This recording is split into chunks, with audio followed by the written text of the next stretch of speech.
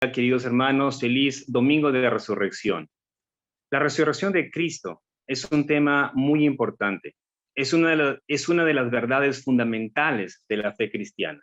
Si Jesús no hubiese resucitado, no habría salvación. Y sobre la resurrección es que quiero hablar esta mañana.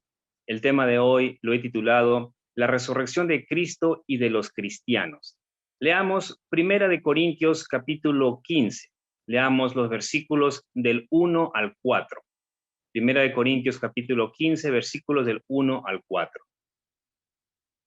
Ahora os hago saber, hermanos, el evangelio que os prediqué, el cual también recibisteis, en el cual también estáis firmes, por el cual también sois salvos, si retenéis la palabra que os prediqué, a no ser que hayáis creído en vano. Porque yo os entregué en primer que Cristo murió por nuestros pecados conforme a las Escrituras, que fue sepultado y que resucitó al tercer día conforme a las Escrituras. Oremos. Amado Padre, Dios Todopoderoso, Creador del cielo y de la tierra, estamos delante de tu presencia, Señor, y nos rendimos ante ti. Amado Señor, te pedimos que seas tú abriendo nuestro entendimiento, Señor, para poder entender tu palabra, poder comprender lo que tú nos quieres hablar a cada uno de nosotros, Señor. Haz sensibles nuestros corazones, amado Padre. Te pido que seas tú llenándonos de ti, llenándonos de tu Espíritu Santo, Señor, y que me ayudes, amado Padre, en este tiempo a poder compartir tu palabra de manera clara y con gracia, Señor. Nos ponemos en tus manos, Señor, y dejamos este tiempo ante ti. Gracias, amado Padre, en el nombre de Cristo Jesús, nuestro Señor y Salvador. Amén y amén. Algunos hermanos de la iglesia de Corinto dudaban acerca de la resurrección de los muertos. No es que ellos dudaran de la resurrección de Cristo, pero dudaban o negaban que las demás personas pudieran resucitar. Y es que muchos de los hermanos de Corinto habían sido influenciados por la cultura y la filosofía griega. Ellos creían de que la materia, refiriéndose al cuerpo, era mala y que solo el alma era buena. Pablo les va a decir a los hermanos de la iglesia de Corinto: recuerden el evangelio que os prediqué, el cual ustedes han recibido y aceptado y en el cual estáis firmes. Les dice: hermanos, recuerden el evangelio, por el cual también sois salvos, les dice, si retenéis la palabra que os prediqué. Y fíjense que aquí Pablo va a usar una cláusula condicional. Pablo les dice: sois salvos si retenéis la palabra que os prediqué. Y lo que Pablo quería que estos hermanos entiendan es que para ser salvos se debían mantener firmes en la palabra, aferrados en la palabra. De otro modo, habrían creído en vano. Si un creyente no se mantiene firme, no se aferra a la palabra, es muy posible que en realidad no haya creído en el evangelio y su supuesta fe entonces sería vacía, sin valor y poco duradera. Pablo, al decir que Cristo murió por nuestros pecados, da a entender que Cristo era sin pecado.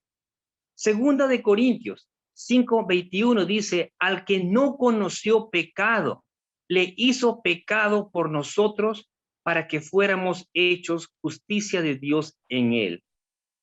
Y primera de Pedro 3:18 dice: el justo murió por los injustos para llevarnos a Dios. Pero Jesucristo no solo murió, sino que resucitó al tercer día, tal como dicen las Escrituras. David, en el Salmo 16:10, dijo: pues tú no abandonarás mi alma en el Seol, ni permitirás a tu santo ver corrupción. Y esta misma cita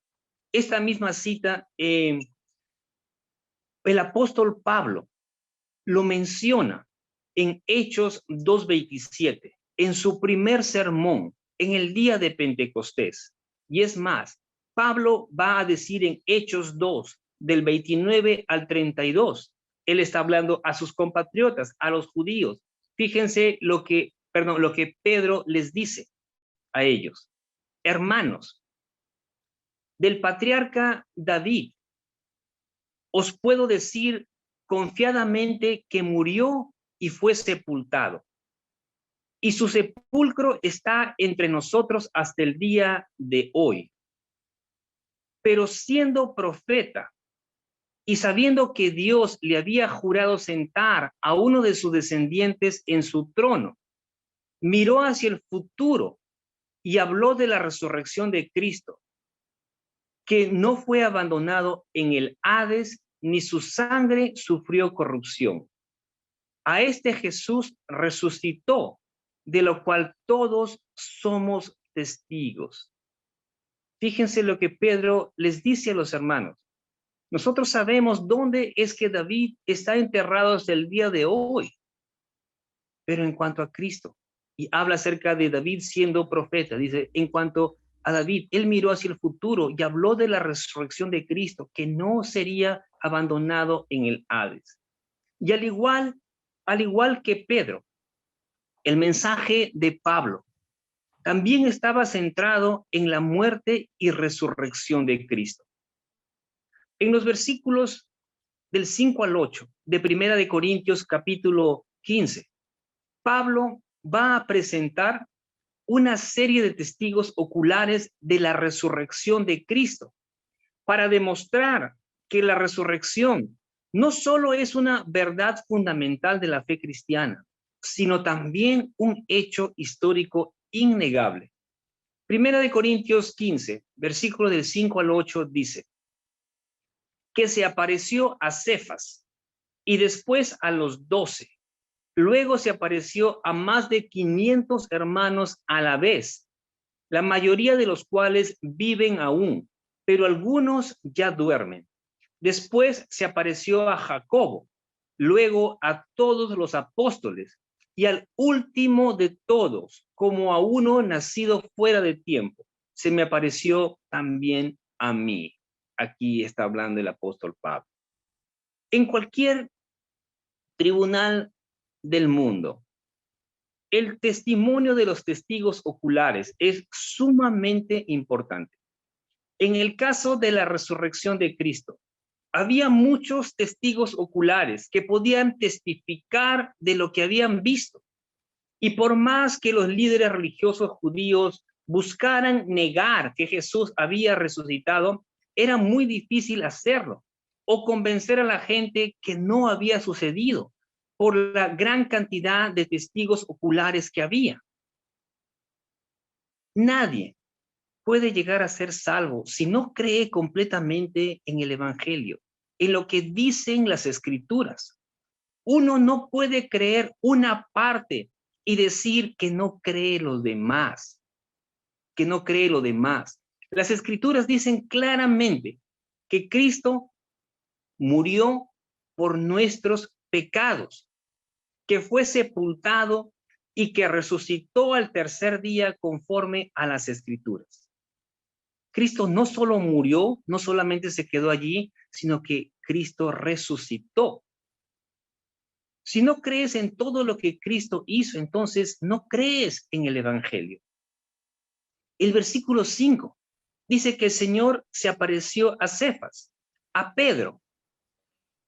Cuando nosotros leemos los últimos capítulos del Evangelio, vemos a Pedro, a un hombre lleno de temor, que va a negar al Señor, que niega al Señor.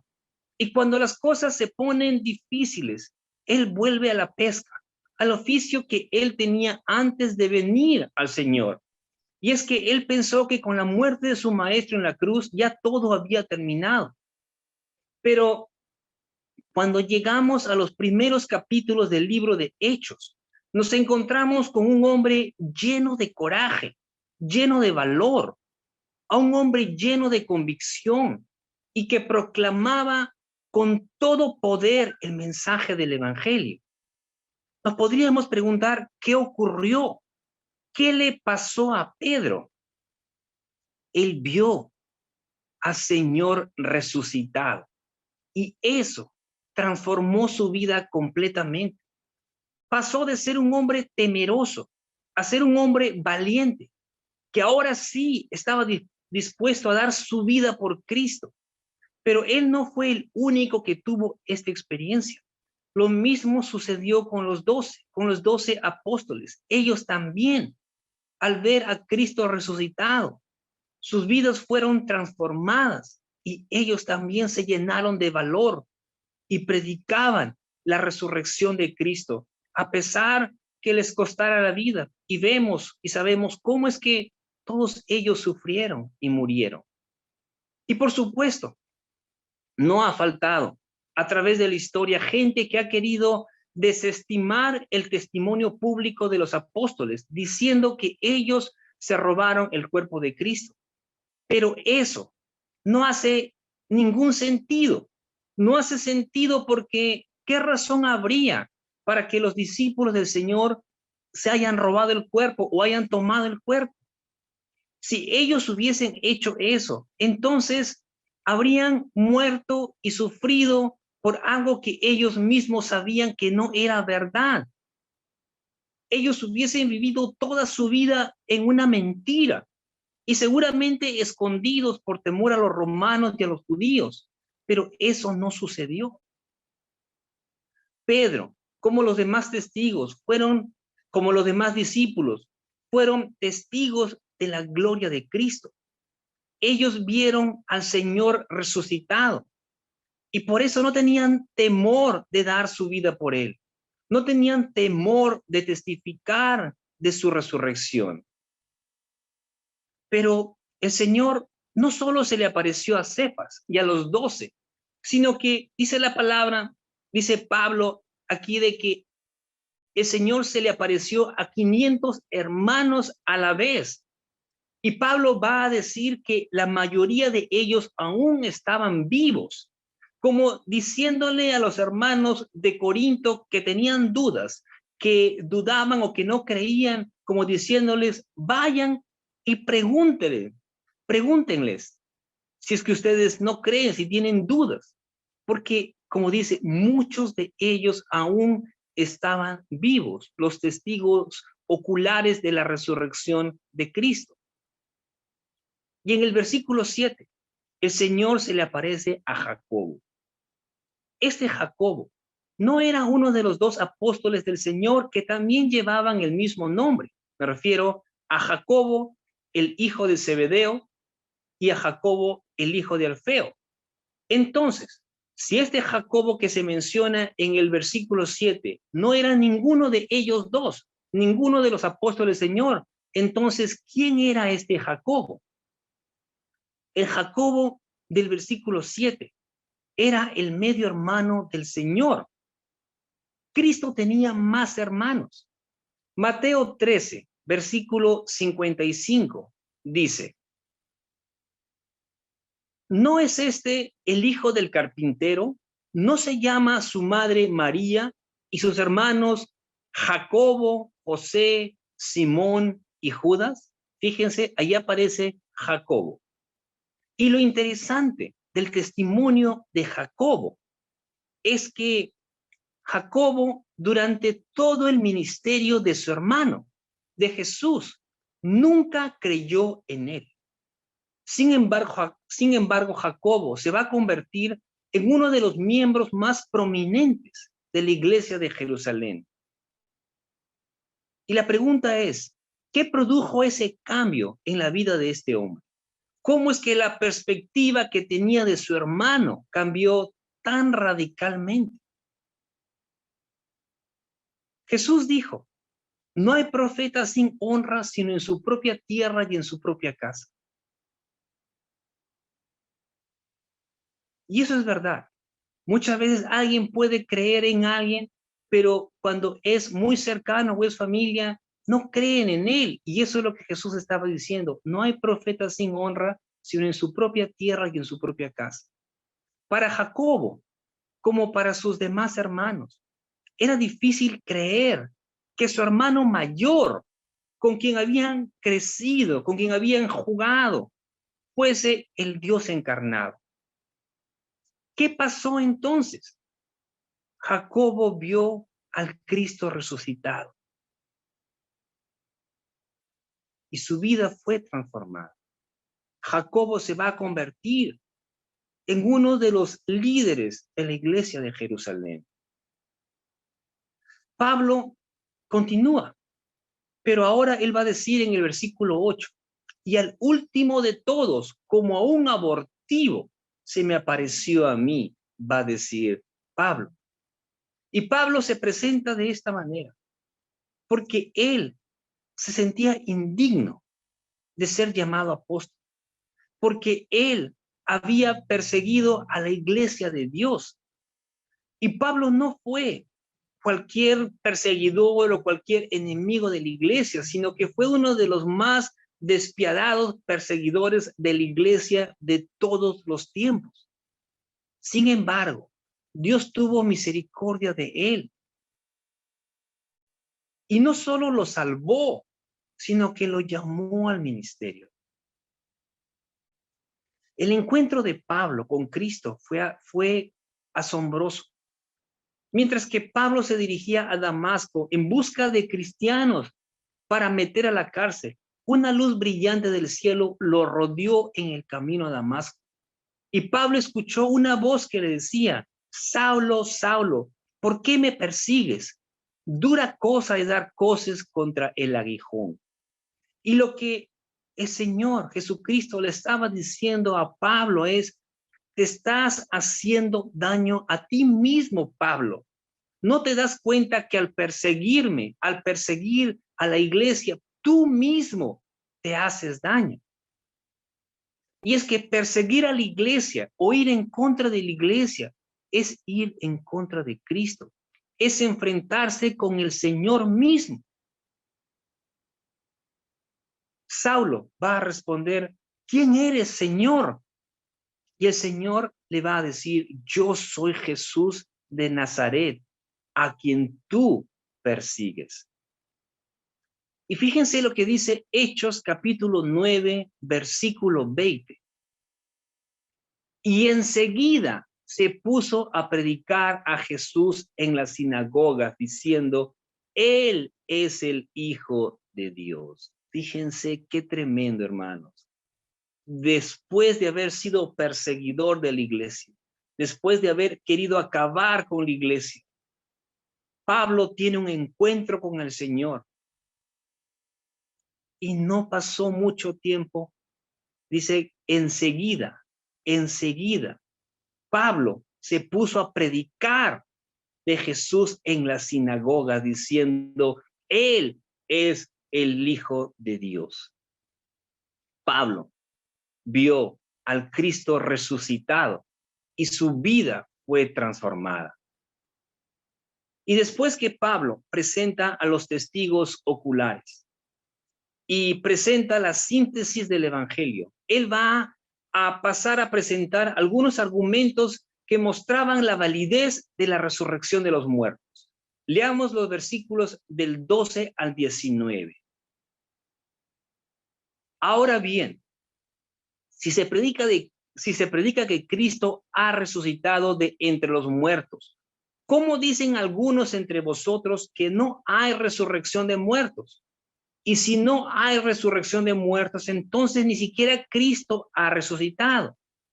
Y si Cristo no ha resucitado, vana es entonces nuestra predicación y vana también vuestra fe. Aún más, somos hallados testigos falsos de Dios porque hemos testificado contra Dios que Él resucitó a Cristo, a quien no resucitó, si en verdad los muertos no resucitan.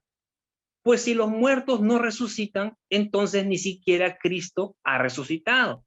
Y si Cristo no ha resucitado, nuestra fe es falsa. Todavía estáis en vuestros pecados. Entonces, los que han dormido en Cristo han perecido. Si hemos esperado en Cristo para toda esta vida solamente, somos de todos los hombres los más dignos de lástima. Pablo aquí les hace ver a los hermanos que dudaban de la resurrección de los muertos, que eso no solamente iba en contra del evangelio, sino que el negar la resurrección también traería o tenía consecuencias, ya que si no hubiese resurrección, entonces Cristo tampoco hubiese resucitado. Y si Cristo no resucitó, entonces lo que nosotros predicamos es algo vano, vacío, inútil. Estamos perdiendo nuestro tiempo. Y lo mismo sucedería con nuestra fe. Nuestra fe sería vana y nuestro testimonio falso. Estaríamos mintiendo, estaríamos yendo en contra de Dios, porque estaríamos predicando algo que Él no hizo. Si Cristo no hubiese resucitado, entonces nosotros todavía estaríamos en nuestros pecados, todavía seríamos culpables, estaríamos condenados. Y todos aquellos hermanos que ya murieron en Cristo, en la esperanza de Cristo, estarían perdidos. Y es más, Pablo va a decir, y si esa fuera nuestra única esperanza en esta vida, hermanos, entonces nosotros seríamos los hombres más desdichados, más dignos de lástima. Seríamos los más miserables de todo el mundo, porque estaríamos creyendo y esperando en algo que no existe, en algo que no es verdad. Pero Pablo va a decir en 1 Corintios 15, versículos 32, o sea, Pablo va a decir en cuanto a todo lo que está diciendo, si fuese así, Pablo dice en el versículo 32, si los muertos no resucitan, comamos y bebamos que mañana moriremos. Es como decir, ¿para qué entonces soportar todas estas cosas, todo sufrimiento, toda privación, si al final no hay esperanza de resurrección? Mejor divirtámonos y hagamos lo mejor que nos parece conveniente. ¿Para qué nos estamos privando de tantas cosas? Y Pablo toma esta cita del versículo 32 que dice, si los muertos no resucitan, comamos y bebamos que mañana moriremos. Pablo toma esta cita del Antiguo Testamento, de Isaías 22:13. Isaías 22:13 dice, y he aquí gozo y alegría, matando vacas y degollando ovejas, comiendo carne y bebiendo vino, diciendo, comamos y bebamos que mañana moriremos. Fíjese, Pablo toma esta cita del Antiguo Testamento y este versículo que nosotros vemos aquí en Isaías viene de un contexto de una vida desenfrenada que el Señor Dios Todopoderoso condenaba. Pero Pablo utiliza esta cita para ayudar a los hermanos de Corinto a entender que sin la esperanza eterna de la resurrección, los hombres no sabrían a dónde girar, a dónde ir, si no hay esperanza. Y entonces los hombres pensarían que esta vida es todo lo que hay. ¿Y qué harían? Si ellos piensan que esto es todo lo que hay, ¿qué harían? Le darían rienda suelta a sus apetitos carnales. Vivirían como ellos quieren, porque para ellos esto es todo y no quieren desaprovecharlo. Pablo, en el versículo 33, les dice a los hermanos de Corinto que dudaban, no os dejéis engañar. Las malas compañías corrompen las buenas costumbres. Y esta cita Pablo lo toma de la literatura griega y la emplea a los corintios. Recuerden que Corinto estaba en Grecia y Pablo sabía que ellos entenderían bien lo que les estaba diciendo. Al mencionar esto, Pablo, al mencionar las malas compañías, él se estaba refiriendo a las personas que enseñaban que no había resurrección y que por lo tanto eran una amenaza para el testimonio de la iglesia. Pablo, luego de haberles exhortado, luego de haberles enseñado el peligro de negar la resurrección, les dice en el versículo 20, mas Ahora Cristo ha resucitado de entre los muertos, primicias de los que durmieron. Pablo, al decirles esto, al decirles que Cristo ha resucitado, al decirle lo cierto, o más ahora Cristo ha resucitado, Pablo estaba siendo enfático y concluyente. Él no les estaba diciendo a los hermanos de Corinto que si ellos deseaban creer en la resurrección, lo hagan. Pablo no les estaba diciendo eso. Él estaba afirmando que Cristo había resucitado y que si ellos realmente eran salvos, debían de creer el evangelio. En el Antiguo Testamento, las primicias se referían a los primeros frutos de la siega, es decir, de la cosecha. Los primeros frutos eran ofrecidos al Señor y toda la cosecha era aceptada con agrado delante de Dios. Las primicias era la garantía que el resto de la cosecha también sería aceptada y bendecida. Con respecto a nuestro Señor Jesucristo y su resurrección, Cristo precedió a su pueblo en su resurrección corporal y Él es también la garantía de la resurrección de los creyentes en su segunda venida. Todos vamos a morir en algún momento. Si es que Cristo no viene antes por nosotros, si Cristo no viene antes por su iglesia. Esa es la ley de la vida. Eclesiastés 3:2 dice que hay un tiempo para nacer y hay un tiempo para morir. Pero debido a que Cristo resucitó de los muertos, nosotros, los creyentes, tenemos la seguridad y la confianza que también vamos a resucitar. Pero cuando eso suceda, seremos levantados con nuevos cuerpos. Vamos a resucitar con cuerpos glorificados. Leamos los versículos del 35 al 37. Pero alguien dirá, siempre van a haber personas que van a cuestionar la resurrección o cómo será. Acá Pablo dice, pero alguno dirá, ¿cómo resucitan los muertos? ¿Y con qué clase de cuerpo vienen? Y Pablo responde, necio, lo que tú siembras no llega a tener vida si antes no muere. Y lo que siembras, no siembras el cuerpo que nacerá, sino el grano desnudo, quizás de trigo o de alguna otra especie. Pablo aquí va a usar una analogía de una semilla para responder a la pregunta que le hacen y para ilustrar cómo serán nuestros cuerpos resucitados.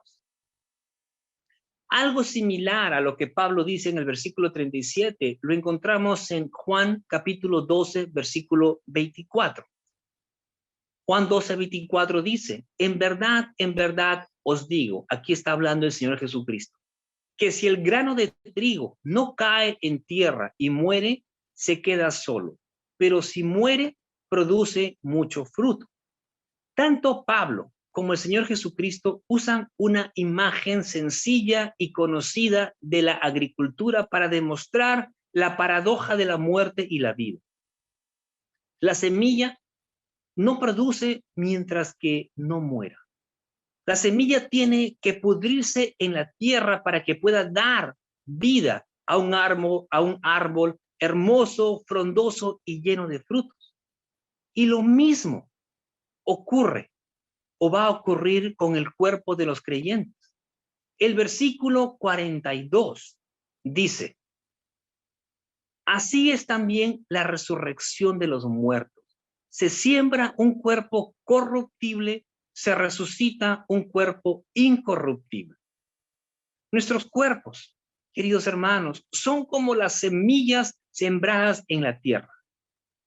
Nuestros cuerpos no son enterrados para quedarse allí para siempre. Un día seremos levantados, pero con un cuerpo nuevo, con un cuerpo inmensamente superior al que tenemos ahora. Fíjense lo que dice el versículo 43 y 44.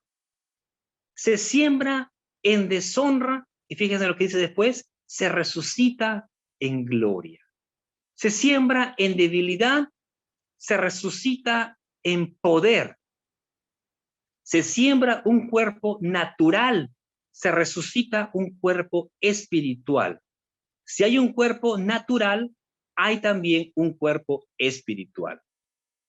Ese cuerpo que vamos a recibir cuando el Señor regrese, ese nuevo cuerpo, porque es nuevo, no es el mismo viejo cuerpo, es un nuevo cuerpo, tendrá inmortalidad y gloria. Filipenses 3:21 dice que el Señor transformará el cuerpo de nuestro estado de humillación en conformidad al cuerpo de su gloria. Cuando eso suceda, ya no vamos a tener luchas, ya no vamos a luchar con nuestro cuerpo, ya no vamos a luchar con nuestras debilidades como ahora sucede, como ahora pasa. Nosotros no podemos heredar el reino de Dios con este cuerpo mortal, con este cuerpo que tenemos ahora, porque este cuerpo que tenemos ahora es perecedero y el reino de Dios es imperecedero. Por lo tanto, es necesario que seamos transformados. Primera de Corintios 15, versículos 50 al 53 dice: y esto digo, hermanos, que la carne y la sangre no pueden heredar el reino de Dios, ni lo que se corrompe hereda lo incorruptible. He aquí os digo un misterio. Fíjense lo que Pablo decía. Les voy a decir un misterio. No todos dormiremos, pero todos seremos transformados en un momento, en un abrir y cerrar de ojos, a la trompeta final, pues la trompeta sonará y los muertos resucitarán incorruptibles y nosotros seremos transformados, porque es necesario que esto corruptible, es decir, nuestro cuerpo, se vista de incorrupción y esto mortal se vista de inmortalidad. Cuando Pablo utiliza o dice, les digo un misterio, este misterio al que Pablo se refiere es a la resurrección del cuerpo. Es una referencia a la resurrección del cuerpo. Y de lo que Pablo está diciendo en estos versículos, podemos encontrar 3 puntos importantes, o podemos decir 3 cosas. El primero, debemos saber que no todos los cristianos dormiremos. En otras palabras, no todos moriremos. Algunos cristianos estarán vivos cuando el Señor Jesucristo regrese, cuando el Señor venga por segunda vez.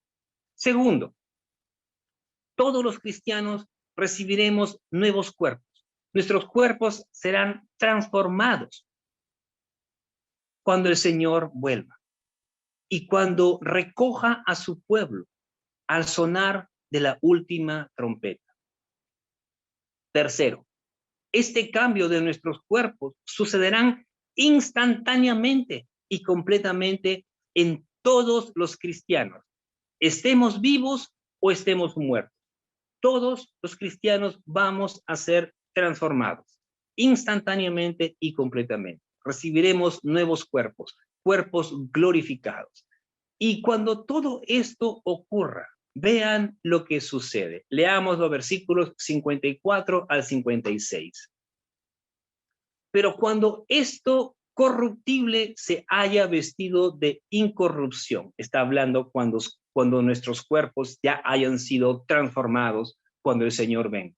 Y esto mortal se haya vestido de inmortalidad, entonces se cumplirá la palabra que está escrita.